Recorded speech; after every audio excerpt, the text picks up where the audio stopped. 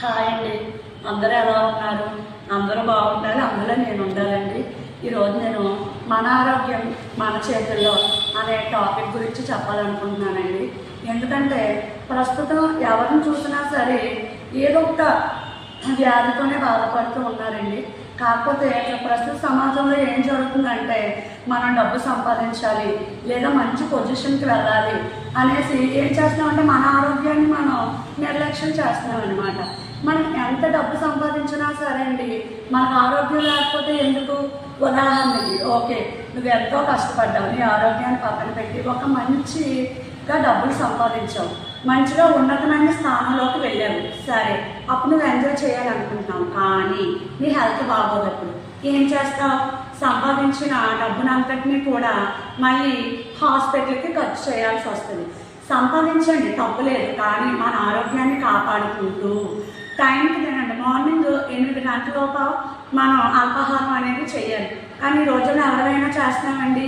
ప్రతి మహిళ ఏం చేస్తుంది? తన భర్తను ఆఫీస్కి పంపించేయాలి, పిల్లల్ని స్కూల్కి పంపించాలి, ఇల్లుని చక్కబెట్టాలి అని 10 గంటల వరకు కూడా ఆ బ్రేక్ఫాస్ట్ అనేది తిందు. దీనివల్ల ఏమవుతుంది? గ్యాస్ ఫామ్ అయిపోతుంది అనమాట.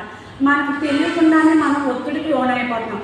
మన పిల్లల్ని మంచి ఫ్యూచర్లో పెట్టుకోవాలి, మనం బాగా డబ్బు సంపాదించాలి, ఉన్నతమైన స్థానానికి వెళ్ళాలి వెళ్ళాలి వెళ్ళాలి అని అనుకొని మన ఆరోగ్యాన్ని తెలియకుండానే నాశనం చేస్తున్నాం అనమాట.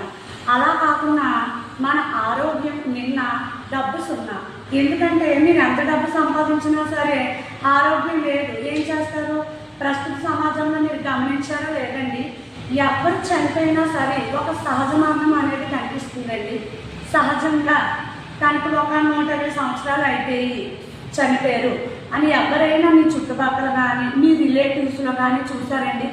ఎవరు చనిపోయినా సరే హార్ట్ అటాక్ ప్రాబ్లం లేదా బీపీ అనో షుగర్ అనో ఈ ప్రాబ్లమ్స్ వల్లే చనిపోతున్నారో కానీ మన భారతదేశంలోని సహజంగా వాళ్ళకు 100 సంవత్సరాలు అయిపోయింది సహజంగా చనిపోయిన మరణాలు ఏవైనా చూస్తున్నారండి?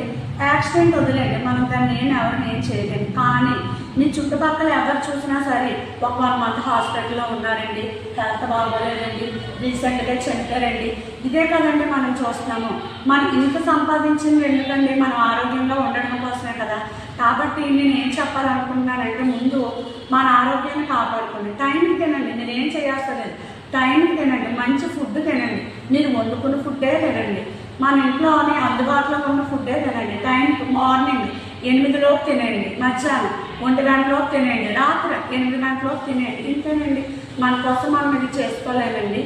నేను ఎందుకు ఇది చెప్తున్నానంటే, ఉదాహరణకి ఒక ఉపాధ్యాయుడు ఒక తరగతి గదిలో పాఠం చెప్తాడు, 45 మంది వింటారు. 45 మంది వింటారు, కానీ 45 మంది ఆ పాఠాన్ని అనుసరిస్తారా? అనుసరించారు. కానీ ఒక 5 4 ఆ పాఠాన్ని విని పాటిస్తారు కదా. కానీ అలాగే నేను చెప్పింది మీ అందరూ చూస్తారు, కానీ కొంతమంది అయినా సరే ఇది పాటిస్తారు అనుకొని నేను చెప్పాలనుకుంటున్నాను. కాబట్టి ఈ రోజు నుంచి మీ ఆరోగ్యాన్ని మీ చేతుల్లో కాపాడుకొని మన ఆరోగ్యం గురించి మనమే పట్టించుకోవాలండి. ముందు మనల్ని మనం ఇష్టపడాలి, మనం ఆరోగ్యంగా ఉండాలి. మనం ఆరోగ్యంగా ఉందనుకోండి, మన రాష్ట్రం ఆరోగ్యంగా ఉంటుంది, మన భారతదేశం కూడా ఆరోగ్యం ఉంటుంది. ఆరోగ్యవంతమైన భారతదేశం కోసం ఈ చిన్న విషయం చెప్పారండి. ధన్యవాదాలు.